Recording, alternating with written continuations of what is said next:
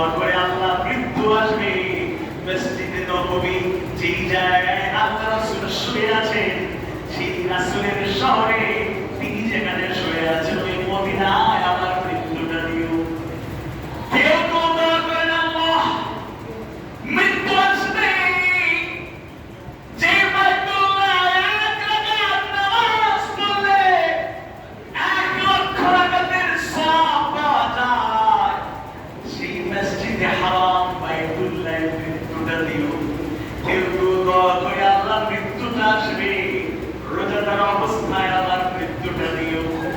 কেউ কেউ দোয়া করে হজে যাওয়ার সময় উমরায় যাওয়ার সময় অনেকে এমন ভাবে কাঁদে মনে হয়েছে তো ফিরে আসবেন না। আসলে অনেকের অন্তরেই থাকে আল্লাহ মৃত্যু যদি এই সময় আসে এটা সৌভাগ্য, আল্লাহ তোমার প্রিয় হাবিবের স্মৃতিকে বিজড়িত জায়গায় মৃত্যুটা দিও। সহজ কথা, মৃত্যু আসবে ইচ্ছা করে আমরা মরণ কামনা করি না, কিন্তু ভালো মরণ আমরা কামনা করি। খাতে বা বিল খায়। অনেক অসুস্থ রোগী অনেকেই নিজেরাই বলে হুজুর আর বুঝতে পারতেছি না উনি বাঁচবে কিনা জানি না, অন্তত দোয়া করেন, এই কষ্ট আর সহ্য হয় না, ওনার কষ্ট দেখার বরদাস্ত করা যায় না, অন্তত দোয়া করেন খাতে বা বিল খায়ের যেন কল্যাণের সাথে আল্লাহ তাআলা আরামদায়ক মৃত্যুটা ভালো মৃত্যুটা দেন।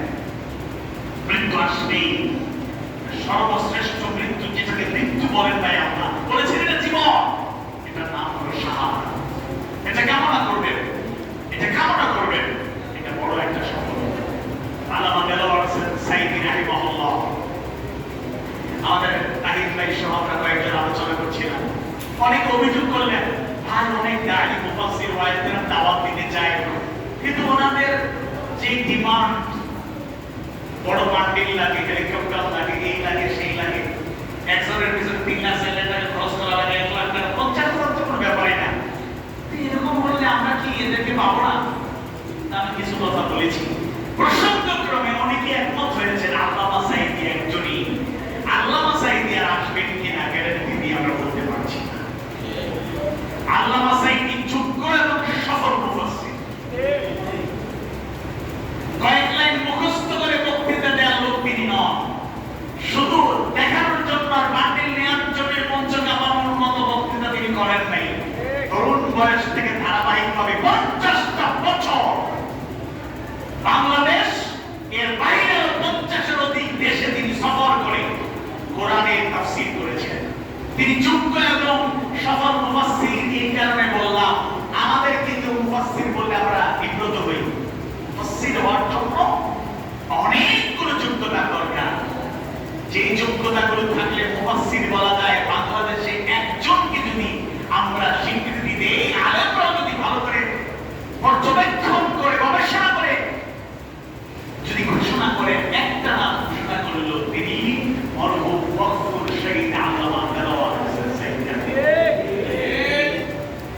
কেন বললাম?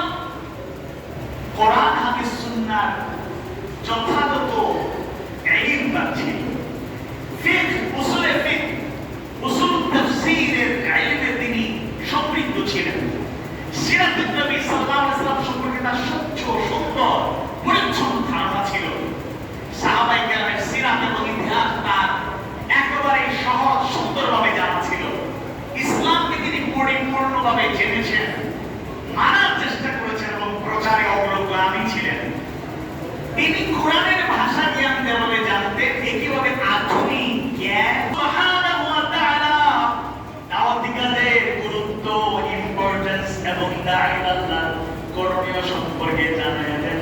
ওয়া মান আহসানু কওলান মিম্মান দাআ ইলাল্লাহি ওয়া আমিলা সালিহান ওয়া ক্বালা ইন্নানি মিনাল মুসলিমিন। আপনার কথা চাইতে উত্তম কথা আর কার হতে পারে যে মানুষকে আল্লাহর দিকে ডাকে, শুধু ডাকে না, ওয়া আমিলা সালিহান, আমলে সালেহ করে, ওয়া ক্বালা আর বলে, ঘোষণা দেয়, ইন্নানি মিনাল মুসলিমিন।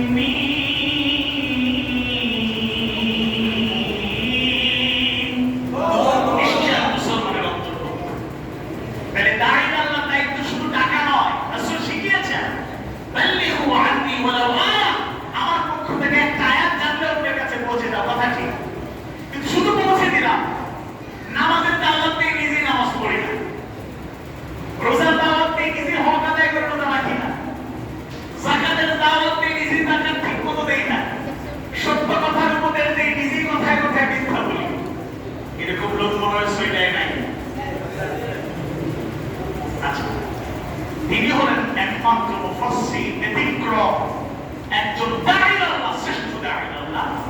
জীবনে যা বলেছেন বাস্তব জীবনে তার আমল করার মাধ্যমে তিনি সৌন্দর্য তুলে ধরেছেন।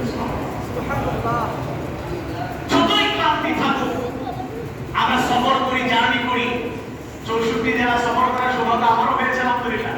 জার্নি যে কত কষ্টের কাজ এগুলো আসলে